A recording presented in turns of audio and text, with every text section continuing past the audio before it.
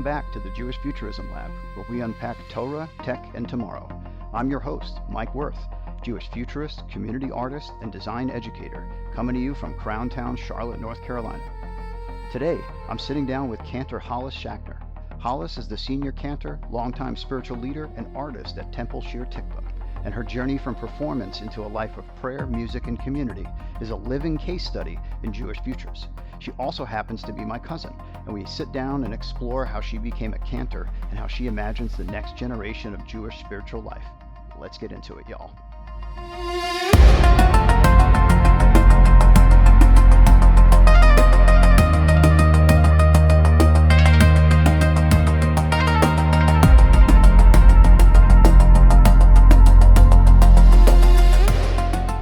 Friends, welcome back to the lab. Today I'm sitting down with Cantor Hollis Schachner. She's my cousin and a longtime spiritual leader and mentor to me, as well as her community at Temple Shir Tikva in Wayland, Mass. Hollis's journey runs from, at a young age, musical theater and jazz stages to a life of prayer, song, and community building, and she has spent years helping people find their own voices in Jewish life, including me.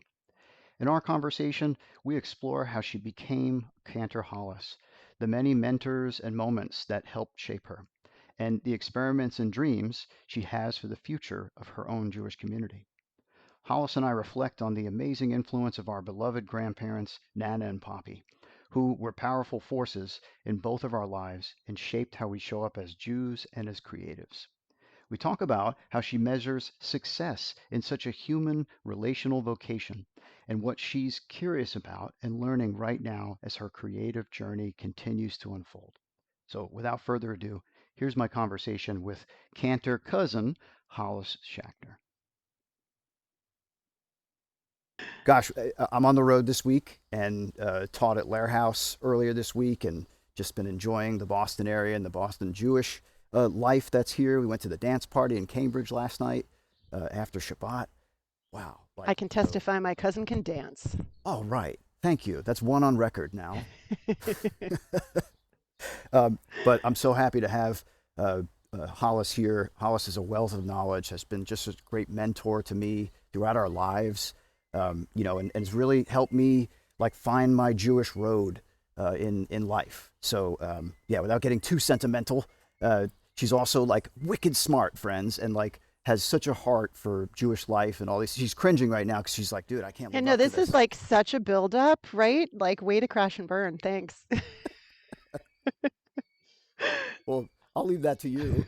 Uh, but whenever we start the show, and something I ask everybody is like any good comic book superhero, um, what is your origin story? How did you become Cantor Hollis? What is my origin story? So first I panicked because I thought you were going to ask me who my actual comic book superhero was. And Well, I that's was like, coming up oh, next. So dude, you're, no, no, wait, man, I'm out. I wish I could come up with that. I think that, my brother would probably be your dude. But my origin story, I love that you asked that. And I think if we're going to be honest, it's probably Larchmont Temple Nursery School. oh, So back when I lived in the Bronx before you existed, um, my mom, Janet, your aunt, I think probably wanted to pretend she didn't live in the Bronx. So she she wanted to get back to her suburban world. So she schlepped up to Larchmont to take me to Larchmont Temple Nursery School every day. how And it far was that? probably, half an hour, 40 minutes with traffic in each direction.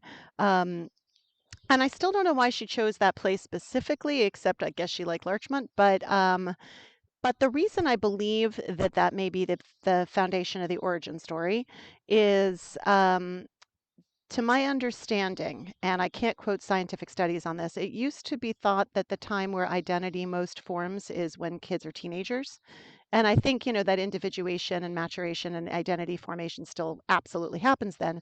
But apparently stuff imprints on you when you're, a very, in your very early childhood years. And so Larchmont Temple Nursery School was a really good Jewish early childhood education center. And I have formative memories of celebrating Shabbat. I have formative memories of learning melodies for the four questions, Man ishtana halala hazeh mikol halalo, which is like I have never sung that like old world kind of flavored tune since, but that was in my kishkas, in my soul from when I was like literally 18 months through 5 years old before we moved to Miami. And it took. And I wound up being the kid who would always like say, "Hey, can we have a Seder? Hey, can we go do Shabbos? Hey, can we go to the synagogue?" Because something in it just really spoke to my soul. And I believe that it's because I'm the product of a really good Jewish early learning center. So thank you, Eleanor, who may her memory be a Yeah, blessing who's because she's Eleanor? probably 127 now. Wow. But she was the director of this preschool, and I still remember her. Wow. Amazing. So where is this? Was it Larchmont is in Larchmont? Westchester. Yeah, near Scarsdale. Okay. All Yeah, right. just Yeah. above the Bronx. Amazing. Amazing. So in that little tiny school was the genesis moment, and then keep it going. What kept you um, kind of connected to your Judaism as you grew up and when you got down to Miami eventually? Well, I think our Nana was a big part of it, frankly. Oh, I think, for me, when we got down to Miami, I didn't have a really strong synagogue foundation. My parents were not organized religion joiners mm, necessarily. And I think that my dad may have wanted to belong more to a community. And I think Janet was very deeply culturally proud to be Jewish.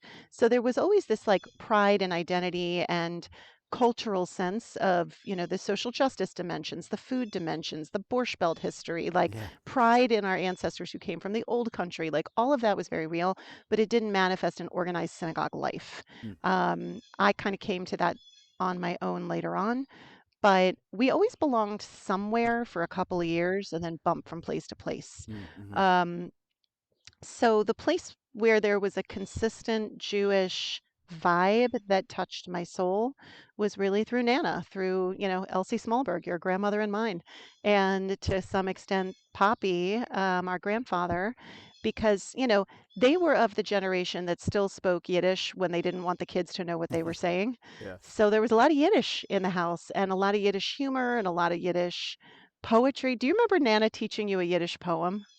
I do not. Do you remember one? I do. I Please do. And let her I rip. think that it's nonsense. Like, I Okay. don't think it actually has any meaning. But I More the better. remember being like literally 6 years old and her drilling me on, all right, you ready? Go. Eindel beindel superstain lasha vasha kola heta hindra vasha vezdan sasha shishka mishka mashagana kishka. There you Wow. go. Wow. Drop mic. No, so I think like there are maybe two words in there that are actual Yiddish, but like Okay. Nana's daily conversation sounded sort of like that, Sure. Yes. right? Absolutely. Yeah. And and, Um, and her they moved into a very Jewish community, right? right, In right, the condo. right. And there Right, was an active Hadassah, right? right, And I guess a men's card club that right. Poppy was in. Right here, go play gin rummy every day. Win, Poppy, win. If you win, you'll buy us lunch. And I imagine they did holidays together and things, Tons, right? As a building. tons. I remember community seders in that building, actually, when I was a little kid. Apparently, they called me the condominium grandchild because I was there visiting a lot, and then we moved to Miami.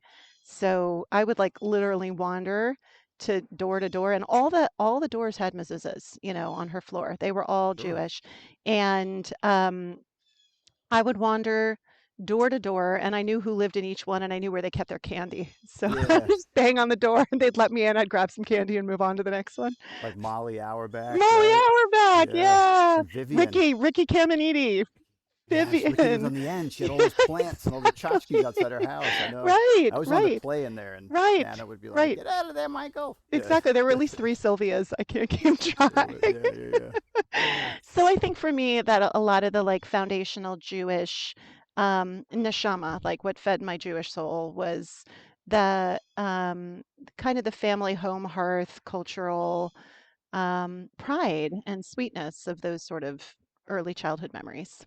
That's amazing. And then, you know, you're also incredibly musical. You're a cantor, right? So you've brought two of your worlds together in a profound way, which has been such an inspiration for me, right? Just Mm, seeing a creative model mm, succeed mm, is amazing, right? And you mm, have such a fulfill. I watched you last night. I went to services. at Shir Tikva, and I watched you and Danny. And there was a time when you looked over at the band, and like I forget what song we were singing, and it was like a dun dun dun dun dun, like you had this kind of a vamp kind of thing, and I was like, damn, that's Hollis's like most James Brown moment I've ever seen. And that will be the first and last time I will ever have been compared to James Brown. But you did it. I mean, Best compliment the in the only person history I've of ever, ever. maybe George Clinton's the other person that can command his Hardly, band like that. hardly. That's amazing. Um, Go but watch Ken Burns' Jews and Blues, actually, if you haven't seen it yet. That's oh, another sidebar okay. comment to put a pin in Ken that. Burns, Jews and Blues. All right. Yeah, Well, we have a recommendations section there we at the go. end of the podcast, so we'll put We'll that one come on back to there. that. Yeah. But tell us how like your musicianship and your theater experience as a young person like converged with Jewish study. How did that all come together? So I would say that didn't come together until college. Mm. So literally as a music major, the day before I had, to mix metaphors, an epiphany where I was like, oh, cantors are a thing. Um, if you had told me that I was going to be a cantor like the day before, I wouldn't have actually known what you were talking about. I would have been totally like, that's so wackadoodle out of the blue, like wild far afield. Mm, mm. So it wasn't like I was one of those kids who grew up in the reform movement and always knew you could grow up to be a rabbi or a cantor. Like I didn't grow up with that background. And it's actually interesting. I was just with my class at HUC, Hebrew Union College, Jewish Institute of Religion, where I was ordained as a cantor in 2001. And we just had our 25th anniversary where you get the honorary doctorate in divinity for, Oh. it's all called the DD degree, the didn't die degree. Ah. So we all went back. But one of my classmates, we were all having a period of reflection together, and we were asked, what's changed, what surprised you in the last 25 years from what you expected and where you are now? And it was a great question. The answers were beautiful. But one of my classmates who I have a lot of respect for um, said, there were two types that ended up at HUC. Mm. One type were the reform industrial complex kids, Oh gosh, the ones who had gone to what a phrase. synagogue and youth group and summer camp Yeah, and always Nifty, kind of born Hillel, of the right, right. nifty Hillel, right, all of Birthright, that, right, yeah. Hillel presidents that they're right. So that, right, she said, and the other were just seekers. Mm, And those are how you mm. ended up at HEC. And I was absolutely a seeker. I was not in the pathway. So when you ask about theater and music and all of that, um, I had that again, that real sense of love and home and soul of Jewish life and living that always attracted to me, but I didn't know that that was a path. There was no one to tell me that was something you could grow up and do. Oh, we didn't have any models like that. Yeah, Yeah. so that was just sort of like in me somewhere. Mm. But my real passion was theater and music and, always loved to sing. And I give my mom, Janet, a lot of credit because as a kid, she kind of saw that I was musical or, she felt that theater would be good and healthy for developing confidence or ability to talk in front of people. It could only be good for you. So as a kid, she didn't put me in soccer, she put me in children's theater.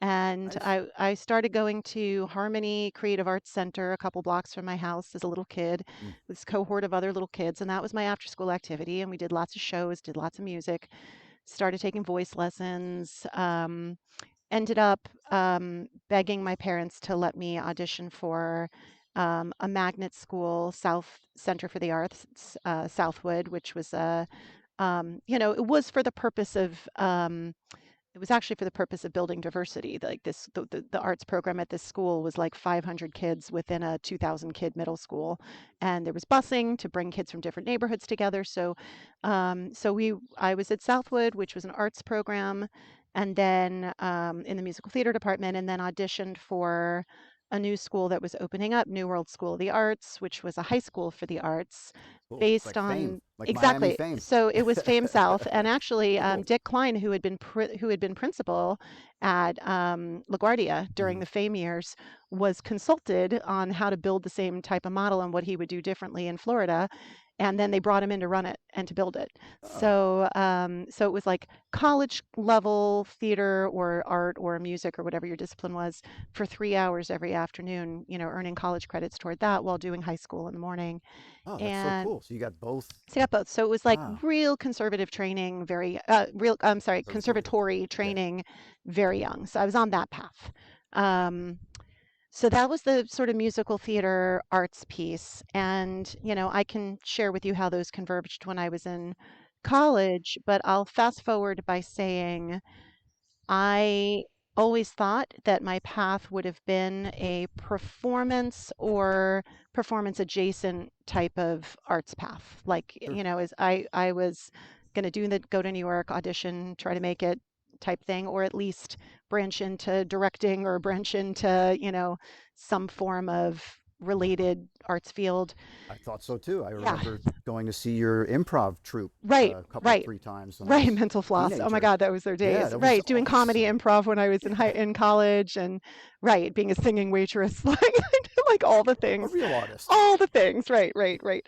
Um, and those were great years. And coming back to leaving off for the moment how it converged, I will Mm, fast forward and say, having chosen a different path, I use those skills every day of my life. Like those are all still very deeply transferable. Yeah, transferable, deeply applicable. transferable, and also like I think those are skills that can cultivate superpowers in people, no matter what field you go to. Like, improv, certainly, the whole yes and curiosity, being able to pivot on a dime, really listening, having been tuned in the moment. For me, theater acting was all about reading subtext, that in a sense you have a script and the script gives you the words. But, so much of that training was underneath the words you're saying, what's your motivation? What are you really trying to convey? And the person who's saying these words at you, what are they really saying? Mm, Like, mm, here's the question they may be asking you, but what's the question under that question, right? So, deep listening was such a big part of that training. And to me, that is all pastoral counseling. Sitting one on one with someone today, hearing the words they use is just the tip of the iceberg to get into the story of what are they really trying to ask or say? What's the actual struggle here? On the surface of it, it might be a concern about their kid's bat mitzvah journey. Beneath that is a concern about how they're going to handle the extended family after a very challenging divorce as everyone convenes together. So while it might be about the kids learning Hebrew, that's not really the question being asked. So how mm. do you discern that? How do you listen for that and meet that? And that's all theater training for me is learning to listen for the deeper questions. That's amazing. That's really amazing. And like, where did that? So it seems like all this stuff really flows nicely into your career now. But like, what was the like moment that Hollis said, "Let's do this, but Jewish," or like that? Where Yeah. you really saw that, and it was a Yes. crystalline moment. Yes. Okay, so this is sort of a longer story. I Okay. can give you a short version, or I can just talk at you on this podcast and give you the full version of the story. Well, we have Which would you the prefer? capability to You edit, want the so we could. highlight reel? All right, give Yeah. you the full story and you If can it, edit we'll it. put in a 3 months later. But what I really wanted to say was, Exactly. So, I, having gone to New World, I went in college.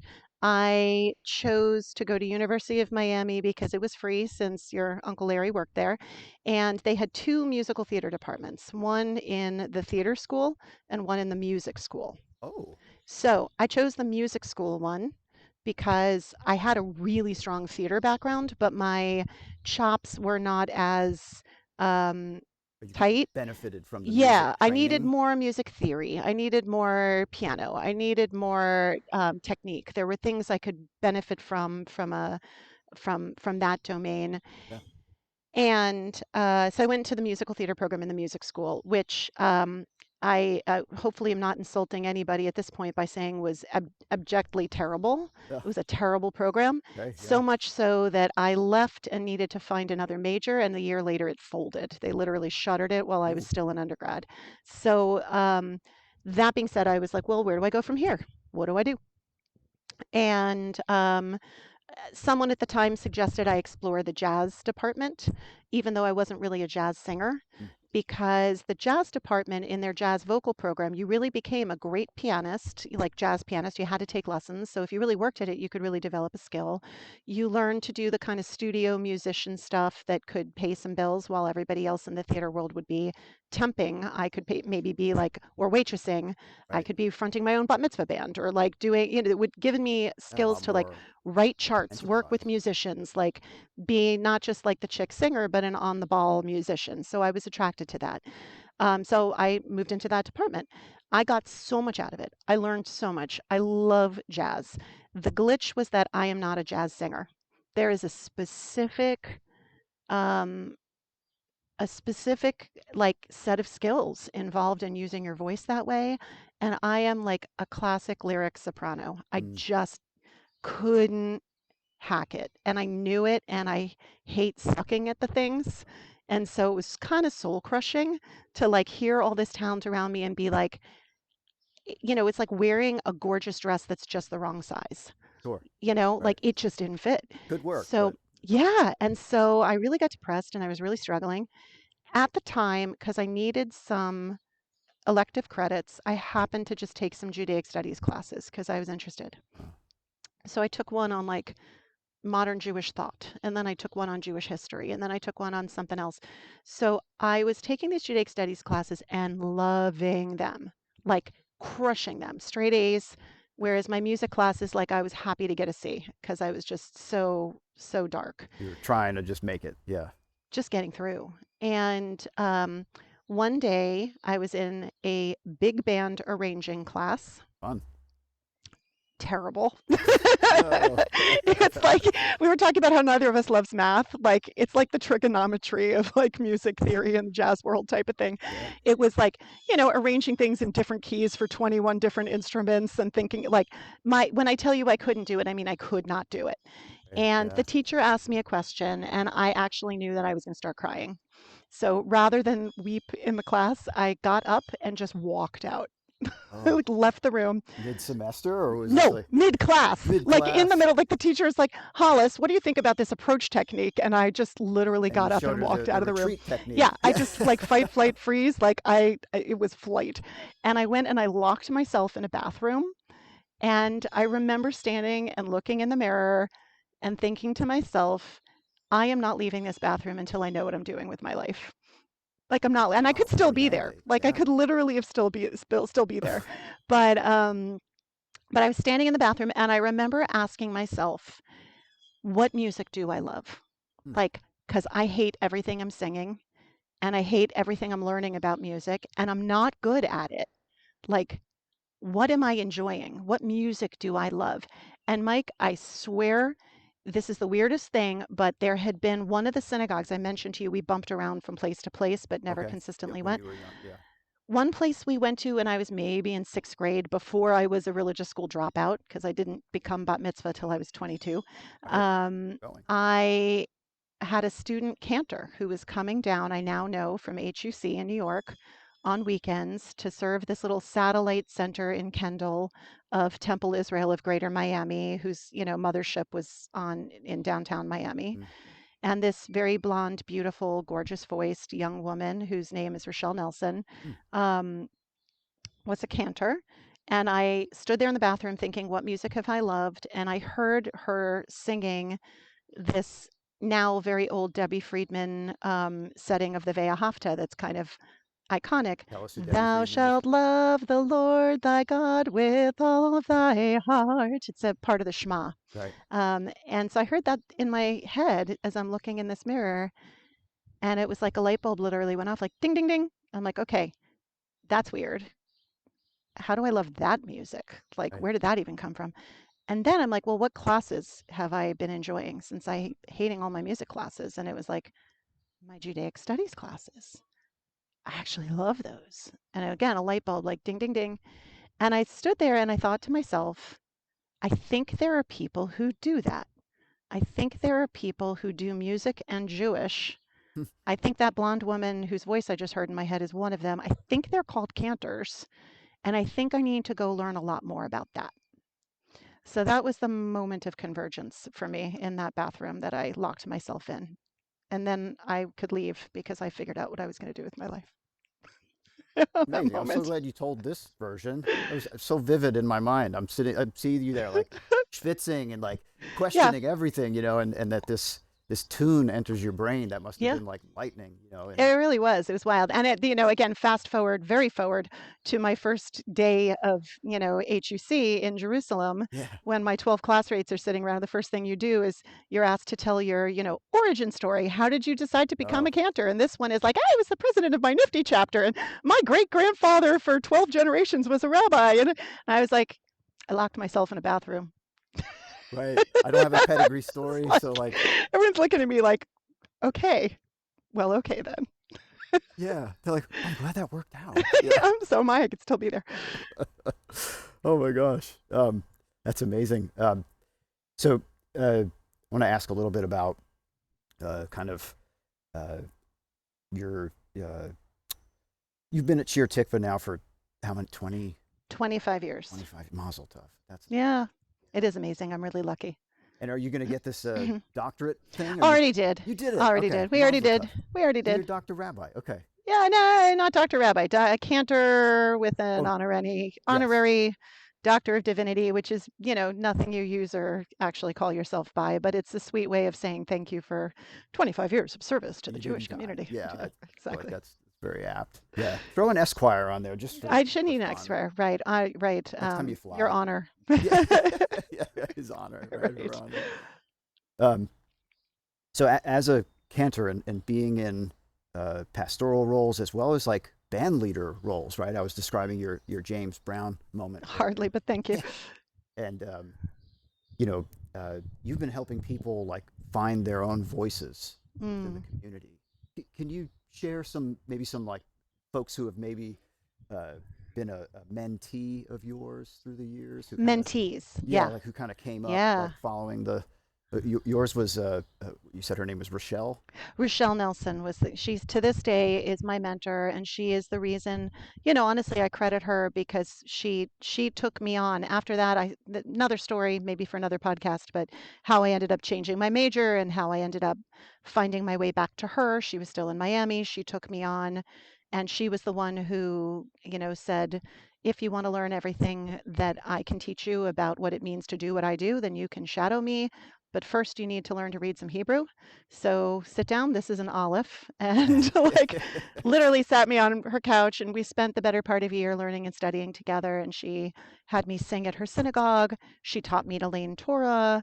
She prepped me for my interview for HUC. Mm, She set me up with an amazing cantorial soloist gig for a year at Temple Israel of Greater Miami, which was wonderful. Nan and Pop used to come all the time, mm. and then sent me on, and I had my bat mitzvah with her, which was a culmination of our learning. And then I That went was the off. shul that you had your bat mitzvah. Yeah, so Okay, I through remember with that. Rochelle. Yeah, Yeah, so when you were there. So yeah, yeah, so Rochelle basically said, like, if you want to learn to read Torah, you want to learn to chant Torah, you want to learn liturgy, you want to learn to pray, you want to learn to daven, that's called becoming bat mitzvah. okay. I'm So seeing let's this woman do now it. on the bema now. Yeah. Right, Yeah, you can visualize her, right? absolutely, and her telling this your story. Yeah.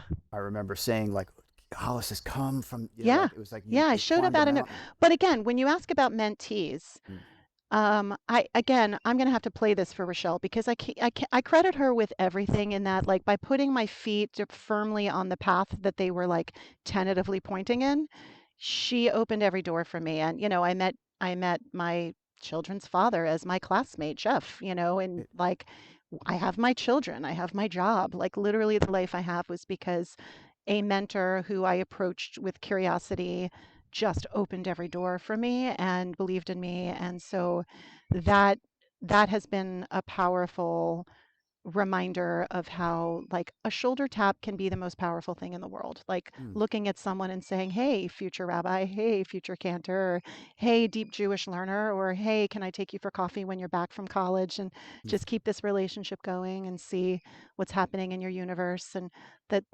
again, like what power there is to really be there and show up for someone. So I've been yeah. lucky to have some really awesome folks along the way express curiosity about this world. Um, Has anybody reached out to you like you reached out to Rochelle?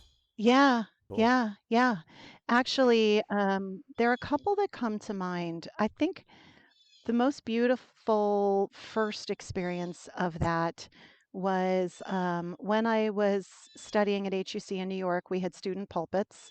So my student pulpit was in Woodbury, Connecticut. I was telling you about this the other day. So Yeah. I would get on a bus every Friday and go up to Woodbury and be the student cantor for the weekend, take the bus back to Manhattan after Right. and go to Right. school You Monday through stay at Friday. You Uncle know, it was crazy. Seymour's, right? Yeah, I stayed at Uncle Seymour's. I Aunt lived with Uncle Ruth. Seymour. Exactly. Mm. So there was a woman there whose name is Linda. She was at the time the non-Jewish wife and mother of a Jewish family with 3 kids.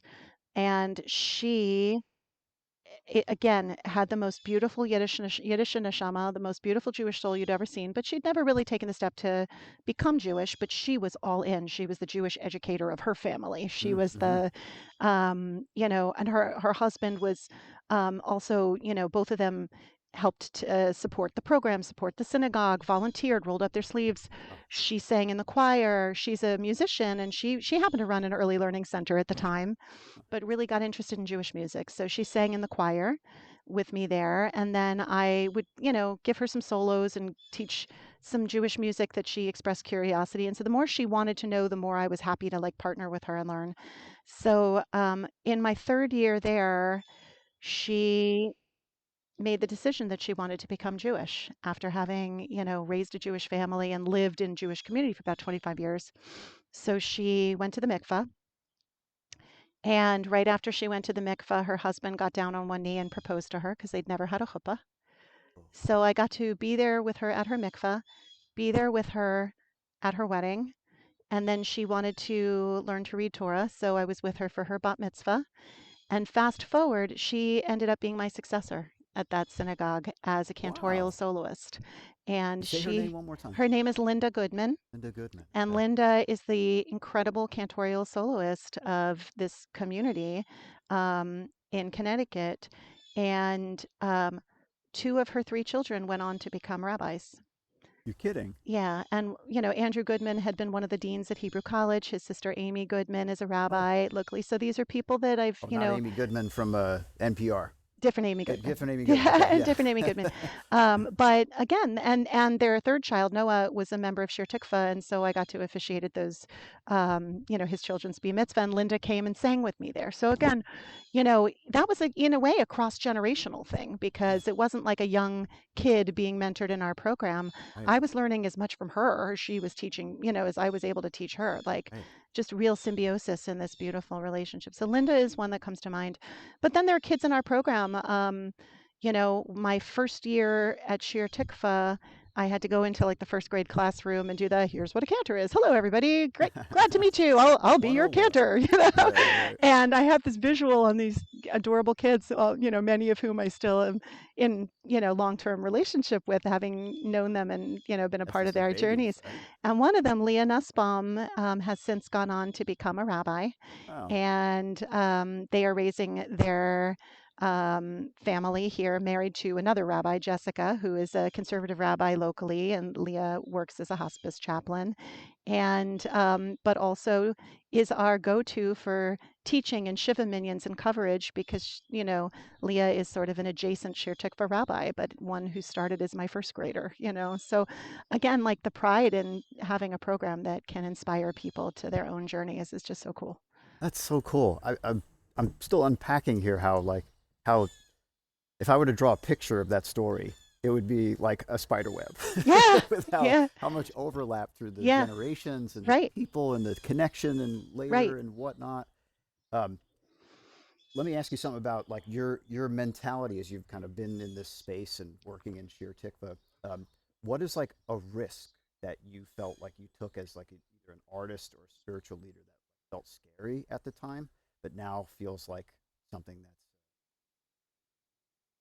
a journey that you did, right? That like um, you felt like a point to navigate in your space, right? Mm, You're now Cantor Hollis. You're now here at Shir Tikva. mm, You've got all these wonderful experiences and things pushing you right ahead. Um, your agency, your mission, right? Like your focus as a cantor? What did you want to impact Mm. as an individual? That's such an interesting question for me.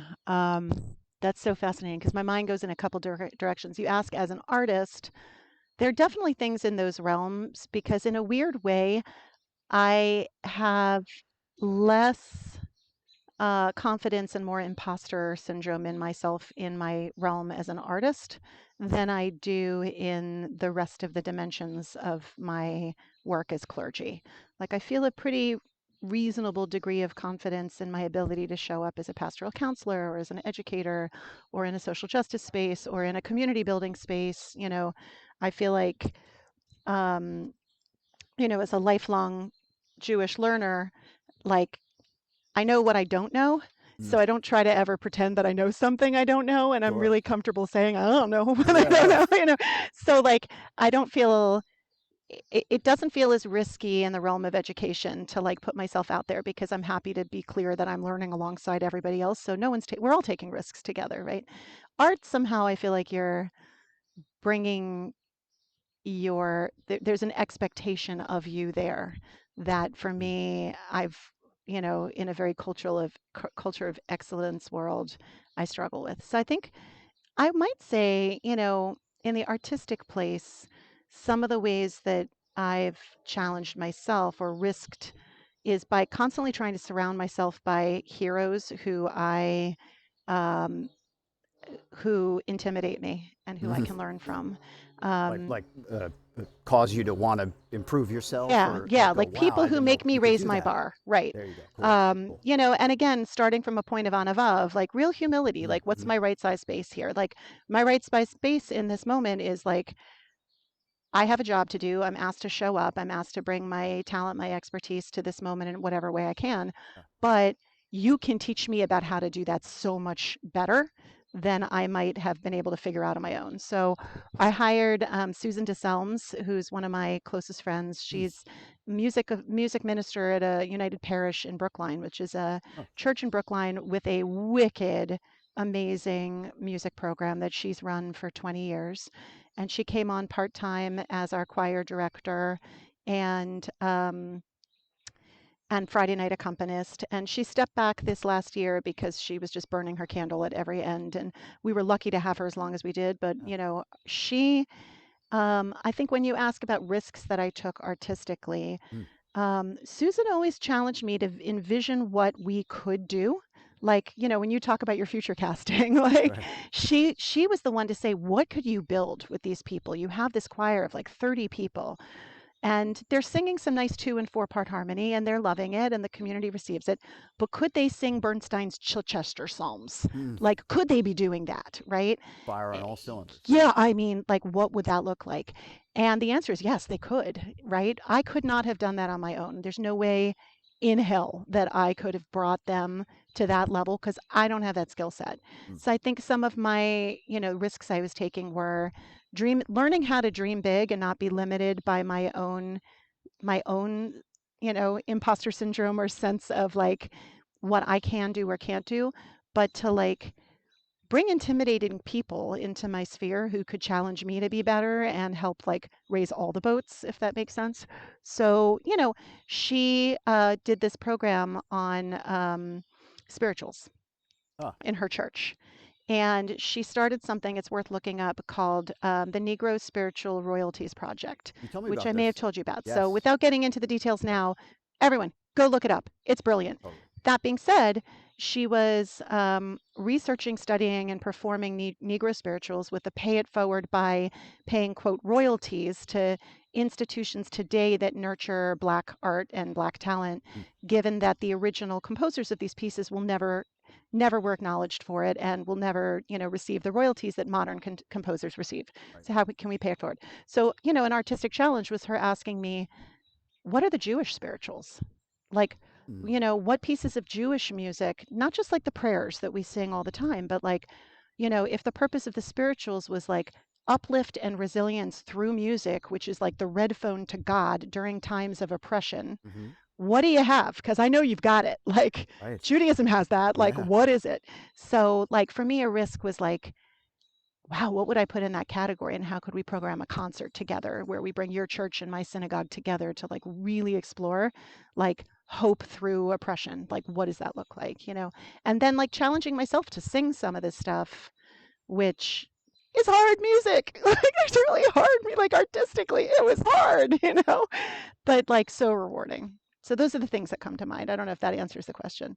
Yes, no, I think that's fantastic. And what would you say is like the spice that you bring to the Shir Tikva services, right? In that world as Cantor Hollis, what do you think your special sauce is, right? That like we can say like, oh, this feels like Hollis is here. Oh, that's really sweet. For me, I think it's relational. Mm-hmm. I am a relational leader.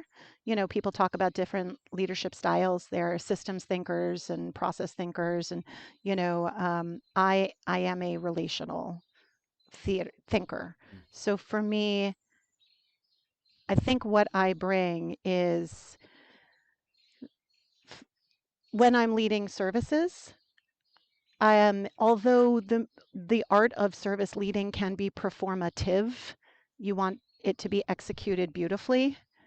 Um, I don't feel like I'm performing. Like, in fact, I have learned about myself that I don't like performing. I've like looked back on my life and realized a lot of my performance anxiety was actually about performing. Mm. Whereas for me, praying doesn't feel like performance at all. It just feels like you are the vessel through which this room comes together for the purpose of praising God and, honoring our tradition and ancestors and being together in community.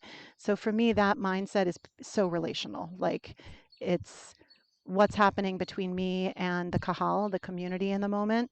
Like, for me, I think part of my special sauce is being a cantor who my sweetest, sweetest, sweetest moment is when I'm on the bema and the room is singing and I can stop and the room can keep going without me. Like, Yeah. if they don't need me, then I have done my job. Like, it's not about me. Like, it's about the community. And so I think for me, I bring that mindset into, you know, education spaces, in genuinely being like excited to hear the stories that light people up in answer to the questions that the Torah prompts us to ask. Like, it's not about here's Torah, I'm going to open your heads and deliver it to you. It's like, Right. where are you living this? Where, you learned this lesson, this like ancient lesson. Where did you learn it in real time in your life? And how can we learn from you about that? So I think for me, it's the relational stuff. That's awesome. So, I mean, I've even observed, I recognized that, like, even at last night's services, I couldn't pin you down because you were chatting with everybody and checking in, and there seemed to be like a whole. And what I loved is that everybody came up to you, you knew, like, right where you left off, what the Mm, conversation was, and you knew, oh, I mm, need to house so and so, right? And mm. I just thought like you have so much capacity for all of that. So I 100% agree. I concur as an outsider That's that kind. you have relational That's superpowers, and I would kind. say that That's very that's sweet. what good for your self awareness, right? No, that thank you. And again, I think for me, I think being being a musician is what opened the door to let me do this work in community. If I knew what I know now and I was starting over, I would have just become a rabbi. Like, I don't think I would have Oh, gone the cantor route, not because I don't value it. I do. I mean, yes. tremendously. But I think so much of the stuff that lights me up is the pastoral counseling, or is the justice work, or is the tech study, or is the educate, like things that kind of fall. Rabbis and cantors, like, we dovetail all the time. We role swap, we job share. There's lots that both of us do. I think I lean heavily more into the rabbinic profile than, into the Cantor. music director Sure. profile, if that makes sense. And, and that works for me. So, but I think the relational piece comes through the music, but definitely through the um, pastoral role, clergy role in community. Yeah. Um, let's think a little bit about the future for a second. We're celebrating 25 years, right, for you at Shir Tikva, Mhm. right? Unbelievable. Um, uh, has everything happened that you wanted to happen? And what are you still excited about seeing happen? in community at Shir Tikva specifically in the Jewish community, or more in my role at Shir Tikva. Shir Tikva. Yeah, that's Yeah, yeah. I am the rare cantor, I think, first of all, who's been at the same place for my whole career. Like, I is am that in my unusual? very, I mean, there are a few of us. In our class of 12, I'm one of two who've been in the same job the whole time. Um, one or two other have had long time gigs, but it's an incredible blessing to have that longevity. But, it's funny to also still be in my very first grown-up job. Like, that's kind of weird, That is adorable. kind of weird, It's you're like very lucky. it's a You're little blessed. strange. Yeah. But in my very first grown-up job, uh, Mm, it's been lots of different places in my 25 years there. My first few years were with our Rabbi Emeritus, Herman Blumberg, who is my Rebbe, like in a very deep way. Like when I need my Rebbe, I go to Herman. I worked with Rabbi Andy Vogel during that time as our associate rabbi, who, basically helped hire me, brought me on board, and has mm, been a dear partner and friend and mentor ever since. So much of how I operate in that community was from the two of them because I came out of school not knowing what it really actually means to serve a community full time in that way. And they were the most incredible mentors. And just, rabbis of the highest order, both of them. And mm. so, so inspiring. And then, we had another chapter for a very long time with another Rabbi, Neil Gold, who I learned so much from. And it was a magnificent pastoral counselor, teacher of Torah. Mm. He was with us for, more than a decade. Wow. And we, I again learned so much from him. His style of leadership was different from anything before or since. And, after he left, Danny came in and we have, under Danny's watch, built this incredible team, and we really are a family. And, there is, just like in any community framework, a lot of, out there in the world, love and dysfunction in communities. We are the healthiest we have ever been. We really are, like across the board, some of the most incredible teachers of Torah and practitioners of building community that I could ever wish to work with. And like, it's amazing to be 25 years in and feeling like I'm like almost just hitting our stride as a community, Good. Okay. which is pretty cool. So for me, like, what's left to build, um, it's a whole new configuration in a way, because in the last, let's say 5, 6 years, the entire team, other than me, Karen Edwards, who's our clergy administrative assistant, and Julio, who's our custodian, we're the only ones Yes. who've been there for more than 9 years. So, like, the whole team is new, and we are growing by leaps and bounds where we're bucking the trends. Mm, We are a Jewish plus welcoming community, meaning that we lean heavily on, really celebrating our interfaith families and being the most welcoming space we can and creating Jewish joy. And like a lot of the new models in Jewish education and Jewish community life, the focus is less on like learning, for learning's sake, ritual for ritual's sake, but really on finding the joy. Like, the world is hard enough. And if Judaism is anything, it's a path to teach us like hope and teach us about building a better future. And so, like, for me, kind of grooving with this new team and finding new ways to infuse joy into the work we do all the time, as well as like taking care of people when they're hurting and doing all the other things we do, like matters. nice. And what are your like metrics for success for yourself or even as a team at Sheer Tikva? Like, what do you all use to say like something is successful? How do you know when Mm. That's another awesome it question. is? I find myself a lot of the time running a program and kind of asking up front, like, how will we know if it's successful? Like, that's what you got to ask that up front before you build it. And there are lots of times where I find myself saying, um, we can't judge success based on numbers with this one. Like, No KPIs, right? right. If 5 people show up or 50 people show up, that's actually not the way we're going to know about the impact of this. Because this, I think the way that we know is this a one-off or does it lead to something deeper? Um, I can give thinking in longevity terms as well longevity as terms, short yeah, impact. ripple effect, that kind of stuff. So one example I can give that I'm really proud of is our Musar program.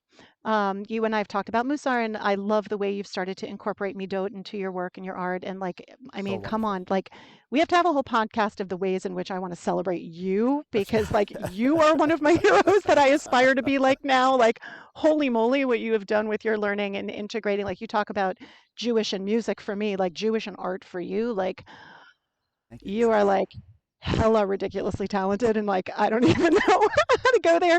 But we've talked about Midot Yes. and we started by Rabbi Jen Gubitz getting trained as a facilitator when she was our associate rabbi. Mm. Carol Shaw, who is one of our lay leaders, also got trained as a facilitator. Since then, we have a number of other Through the people, Musar including, Center. yeah, through the Yeah. Musar Institute, including myself, who've trained as Musar facilitators. So we now have one of, if not the largest cohorts of Musar learners in the country. We now have run, we have like, I can't even tell you how many VODs, how many cohorts of Musars we've got going. We have probably at least 150 people who've participated in a season of Musar VOD within our community. So you ask about judging success. Mm. I could look just at those numbers and be like, great, this is a program we run that's attracted lots of people. Mm-hmm. Or I could look at what is the ripple impact, and again, if you go back to the roots of this practice of Musar, which is a practice of self-improvement, betterment of self Right. for the purpose of bettering the world, the whole way it's supposed to work is you start refining your own qualities and characteristics and putting your anger and passion and drive and patience and faith and persistence and tenacity and all of the faith all into more of a balance within yourself, Mm-hmm. and that impacts the way you relate to the person who you encounter, which may change the way they relate to the next person they encounter. And so therefore it starts with you, and you begin to make change one interaction at a time, which again is so relational, which is why I'm so attracted to it. So judging success for me is less about the fact that we have all these numbers, this huge cohort of people who are learning Musar, and actually more about the fact that we now all have fluency. And like, if I sit down with my choir at the beginning of the year and say, okay, guys, we're about to engage in lifting up our voices together as the extension of the clergy team for the purpose of praying on behalf of our community on our holiest days. What does that mean for each and every one of you from an anava, from a humility perspective? What does it mean to step into your right size space as a choir member? Mm. What does that look like for you? So, what are behavioral norms we want to have in this choir rehearsal space? Yeah. And to have people in the room pop up and being like, don't interrupt with a question, wait until the conductor asks for, don't talk while the alto section is working if you sopranos already know what you're doing. Review your music before you come. You know, bring a pencil. Yeah. Like, yeah, like the things, the little tiny norms that you don't need me to be there like a first grade teacher telling everybody, like, This you is how know, you got to act, right. right? But through the practice of Musar, being able to name a midah, like humility, and say, what does that mean in this space? It doesn't mean making yourself smaller. It might mean that you're not singing loud enough and we need to hear more alto. Mm. Like, you need to raise your voice more, right? Or for, that bass, it might be you need to scale back a little and make sure you can hear your neighbor. Like, so, that to me is gauging success when we're all able to employ these Jewish values with fluency, with a shared vocabulary in a way that actually, like, again, lifts everybody. Beautiful. And yes, heavily influenced by Musar. My journey, and as I've shared with you, has been through Kabbalah, and Right. I thought that was my system. It still has a lot of powerful practices and things that I'm very much interested in, and still do. But I found that Musar is really this like very like you said, it's powerful in common language. It's powerful in its system and in the naming practice, because there's so many, like in Kabbalah there's a few things, Right. and it doesn't cover like the entirety of the existencehood, right, Right. on Right. the Sefirot. But in Musar, I mean, I tried to count how many midot there are. I It landed on depends on who's talking. 49. Yeah, it totally depends. Yeah. But I find also that when I'm engaging with people who, like you say, are seekers, Right. even if they're wearing peyot and talit, and tzitzit and things, or a sneer, like um, Musar cuts through so much, and you can Mm-hmm. have this like, and you can tell like Totally. people get like, Totally. yeah, it's almost like a Yeah. type of connection. And when I spoke with Danny, he was so proud of the Musar Mm-hmm. fusion. He Mm-hmm. cited that. I'm so happy you did too, as Mm-hmm. really like a signature foundational building block that I think theater Absolutely, communities need. absolutely. I mean, Allison Weichel, who you know, who's our director of education, Yes, really took this work very seriously and has rewritten our entire religious school curriculum along the lines of Midot.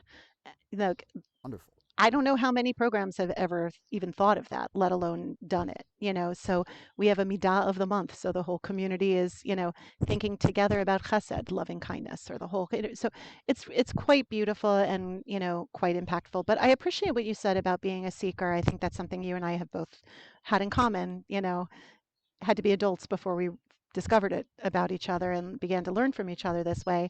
But I also appreciate your attraction to mysticism. Mm, I have more of a mindset of sort of the neo-Hasidic mysticism type mindset that I bring into Judaism. If there's like the Hasid and the Litvak, right? There's the mystic and then the, you know, analytic right. rationalist So very learner, right? legal, I'm right? definitely the Hasid. I'm not the Litvak, right? But I haven't done the depth of exploration into Jewish mysticism by a long shot that you have. And but what I do love is that the midot do map onto the sphirot. Like there's a beautiful synthesis between the world of Jewish mysticism and the world of Musar. And then Musar can also speak to the Litvak. It can also speak Mm, to the rationalist analyst because, it might be hard for them to sometimes access the heart of what they're feeling, but being able to put that name to it and put some concrete practices to it is actionable. It's a very actionable practice. It's not just heady and soul searchy and what's happening in the upper Cosmos and heavens, right? right and It's Shekhinah, and all of that. right. Like, it will bring it down to earth in both levels, regardless of what your starting point is. So to me, I think that's pretty cool. And I found really with Musar, like just how I could use those to become those attributes to really study like the mentality, the being of an artist and being creative. Mm, And like because you mentioned Chesed, Tiferet, these are things mm-hmm. these are Sefirot, so like they're also in Musar. So yeah, I really feel like they're Kabbalistic, and again, I'm not an expert. I know we're just speaking of our own investigations. I felt like things in Kabbalah have been like this is how they are, and there's not much you can mold with it. Mm. But I felt like with Musar, it's like, okay, here it is, go, Yeah, yeah. and that felt like a more like a kit. It's a toolkit. Yeah. Yeah. Well, or the idea that we all have our spiritual curriculum we need to work on. Right. And that Musar is like a great graphic equalizer. Like we all have all of these qualities, Mm, but some of us are dialed up really hot for anger mm, and really low for patience, or, really high for chill, yeah. but really low for, fire in the belly. And like, how do we get to the middle? Like, none of those things are bad. We all need all of them, So, how do we do the work of like the graphic equalizer, like Love shifting that. the dials, Yeah. Mix it down. Yeah. Right Yeah, to the the mix. mixer, right? Um, and what I love so much too is that like uh, you know when we're creative, and you've mentioned this a few times, even the way you've described the risks you've taken, the stuff you've worked on, that when you're creative, you have to think divergently first to like think anything's possible. Mm, Um, wow, that's the pie in the sky type stuff. But then once you have something that feels kind of good, then you have to become divergent or yeah, convergent, yeah. right? And at that point, I feel like in Musar, you could almost cut the midot in half, and you have divergent, inspiring things to get you to go and do and feel open and change your mindset and be unlocked. And then you have things that say, okay, if you're so open, let's become locked. Let's Right. become like Yeah. discernment, and Right. things. Right. Right. Uh, Discipline. Right. yeah, Yeah. exactly. Or Boundaries. right, or Right. respecting things and Right. totally. Right. That's awesome. So I think like that uh, divergent convergent thing made that so attractive to me about the Yeah, Rosar that's cool. system. That's a neat way of thinking about it. I never thought about it that way. Um, I got to hang out with you more. yeah, I learn all this stuff. yeah. Um, so you know, what do you want to see happen in your community? As like your legacy. Like when let's go into the future. Herman, right, who's was the rabbi that when you first came to Shir Tikva was like, kind of going towards the end of his career and retiring, Mm. right? So you got that, you came on new, and he kind of good alley oop. What do you see in the future? What do you want Shir Tikva to be? Your impact upon it, and maybe even bigger. Hollis, what legacies do you think you want to leave as a Jewish person? Oh my gosh, those are such different questions. I know. Let me start with as a Jewish person. I want my children to continue to grow and thrive as the strongly Jewishly identified mensches that I'm so proud they have come to be, despite both of their parents being Jewish professionals. Like, what are the odds of Mamash. that? Yeah. Like, they both could have been like, dude, I'm a Hare Krishna. Like, I'm I out. know. Like, It's kiss of death. Gabi You could know? have discovered that on top of a mountain. You know It's what I totally mean? true, right? So I think, as a legacy, if you're asking me as a human, it starts again at the center. And for me to just see the two of them grow and thrive and Dayenu, poo poo poo, like that alone. And I can build that out and say continuing to take unbelievable pride in some of these kids whose lives I've had the opportunity to be a part of. Like I get accused of hyperbole a lot because I'm a little bit effusive, you might have noticed. But like there aren't words strong enough or effusive enough to capture my pride in what some of these kids who have come through my sphere, whether it was just for B mitzvah and then they disappear, from our map, or whether they have stayed actively engaged and are now, literally, I have a Rachel Welt, one of my first B mitzvah kids at Shir Tikva, Hmm. in my early days there. I had the privilege of officiating at her wedding, naming her children, and now she's on the board. And I tease her like, "You're the boss Oh, of me now," yeah. like it's so cool, right? So again, Wow. seeing these kids either go into the world and do great things informed by what they may have learned at Shir Tikva, and occasionally, I have the joy of hearing someone credit Shir Tikva back for some small piece Hmm. of what put them on a particular path. When they're like, "Oh, I went with my cantor to my first protest," or when like Yeah.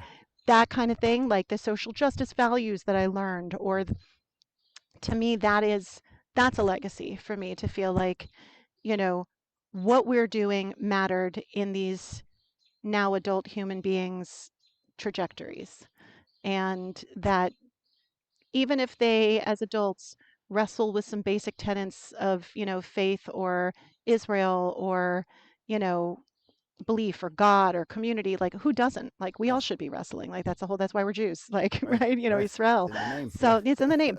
But like the fact that they are still connected and still, that to me, that legacy. So I guess for me, that maybe that's my Earth Mother thing, but like my kids, and then writ large, like my kids, Hmm. who've come through our program.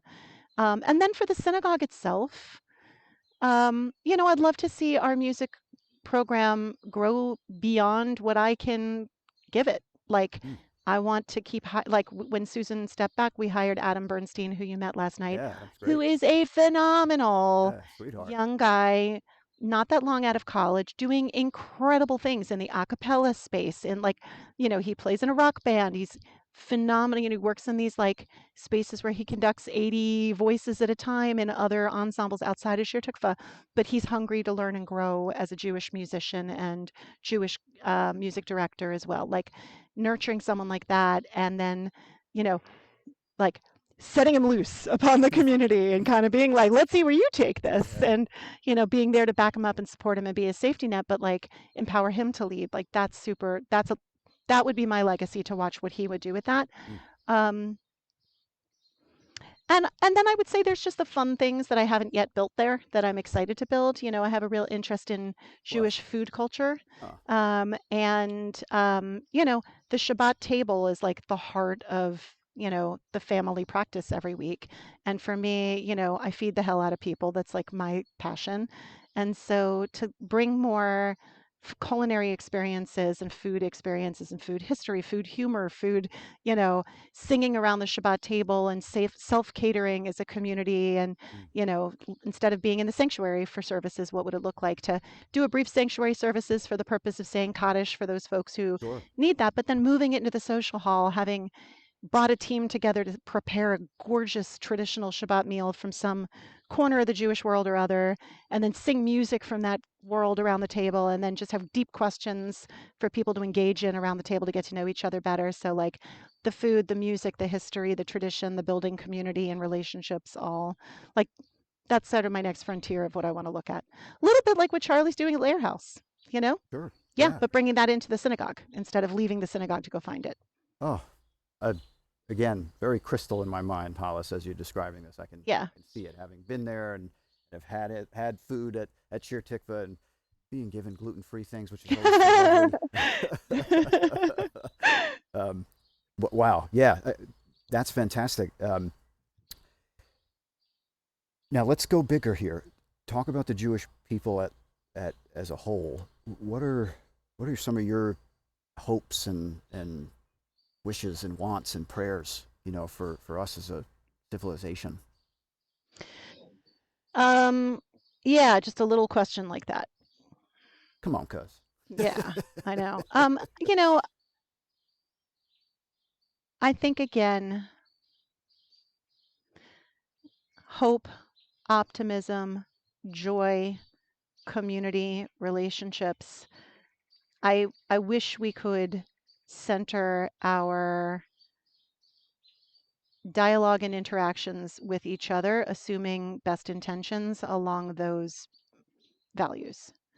Um, we're so far away from that right now. You and I were talking earlier about like the divisiveness we see all over the world. We've got it too, in spades. And then there's the whole like three Jews, 12 opinions thing. Like, you know, I think that's one of our strengths. I think, you go back to the Talmud and it's like hundreds of years of rabbis arguing with each other across generations, this live rabbi arguing with that dead rabbi.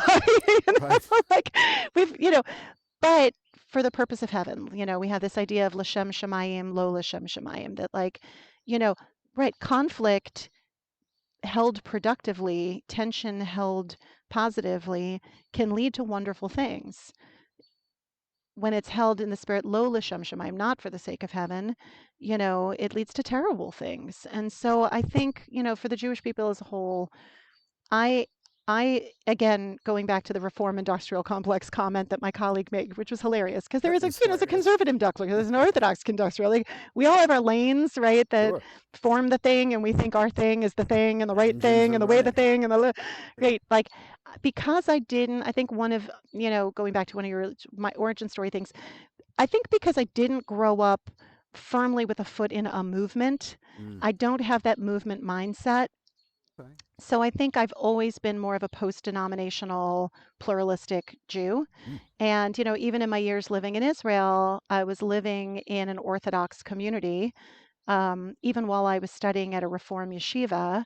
And, my community, Moshav Mevo Modi'in, where I was sort of adopted and embraced by families who lived there, was like it was founded by Rabbi Shlomo Carlebach, who we know today there's a lot of reasons to, hold a lot of pain that was caused in the world by some of his behavior. But he, at the same time, if you can hold multiple truths, he brought a lot of people back to Judaism and founded this really powerful neo-Hasidic community that's a musical artistic community in Modi'in. And the kids who grow up there were my sisters and brothers. They embraced me. That's who I lived with in Jerusalem. So I was living an orthoprax life Mm. while studying at a Reform yeshiva. Right. And like my worldview as a Jew is as much informed by living in an Orthodox community and seeing the beauty Yes. of Shabbos in that context, of showing up for each other, of having an actual neighborhood instead of the way we're like so separate here. The way that I go to Shiva in Reform contexts, and people don't understand it's not meant to be a cocktail party. You don't have to entertain. You're supposed to sit silently and let people come take care of you. In the Orthodox world, I saw that all the time. So, like, how do we bridge those? Like, how do we teach best practices again across those divides in the Jewish community? Learn from each other, open-heartedly. Like, those are my wishes, is like the more pluralistic mindset that enables us to be curious Even about within the others Jewish community, being within the pluralistic, Jewish world, right? Jewish Like pluralistic. Yeah, yeah. Jewish pluralistic, yeah, Right. yeah. I feel like that's, um, you know, I feel like that has, in some ways, the lack of that access to one another outside of our lanes has formed some real negative stereotype thinking, whereas all of us in all of those domains are trying to do great things to make Judaism vibrant and, make it thrive for the next generation. So what can we learn from each other? Yeah, yeah. And I think we're ignorant of each other, Right, and I think those right. stereotypes come out of that. Right. Right. In my community growing up, even in my house, there was such mistrust and, skepticism or anger about, the Orthodox. And like, I had a friend come back from living in Israel and he came back wearing a kippah. And I remember in my family, people were like, you know, how can he wear a kippah? Does he keep kosher? Does he keep Shabbos? Does he do this? Does it? As Sure, opposed to right. saying, curiously, how wonderful it is that this guy wants to express himself Jewishly everywhere he goes. Like, that's kind of cool. So again, that reactivity, how do we get curious? Yeah. Gosh, I love it, Hollis. This such beautiful visions. Um,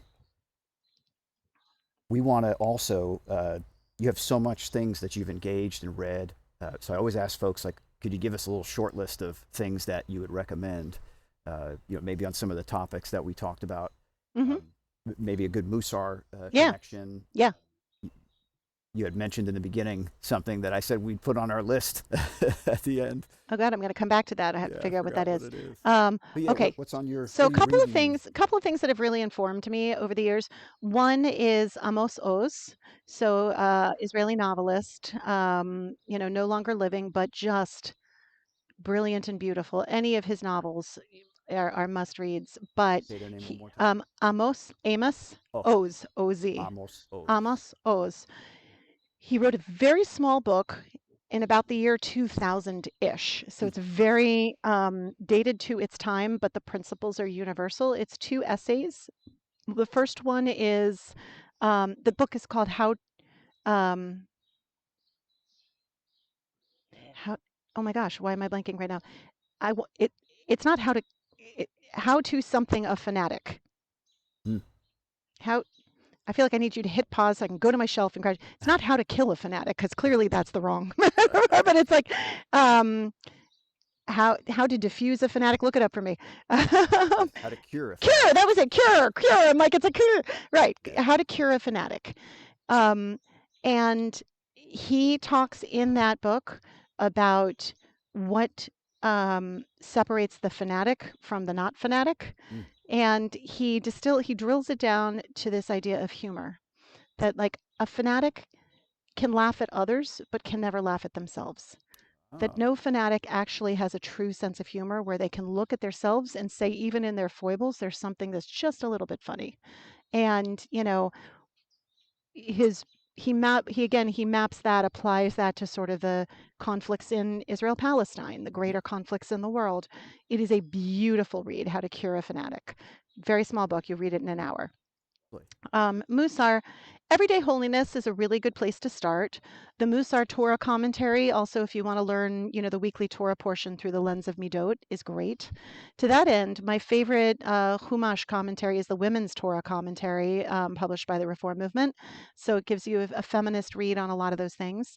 I think on Israel, I'm going to keep coming back to Daniel Sokach's Can We Talk About Israel, Mm-hmm. which, you know, folks in my community on the right really objected to it because it really, criticized Israel for a lot of things. And Mm. people on the left might have objected to it because it didn't criticize Israel enough. So he's doing something right. Yeah, right. So Everybody's mad. yeah, Right. yeah. So, but I think it's I've had my kids both read it. We did a read on it at Shir Tikva right after October 7th.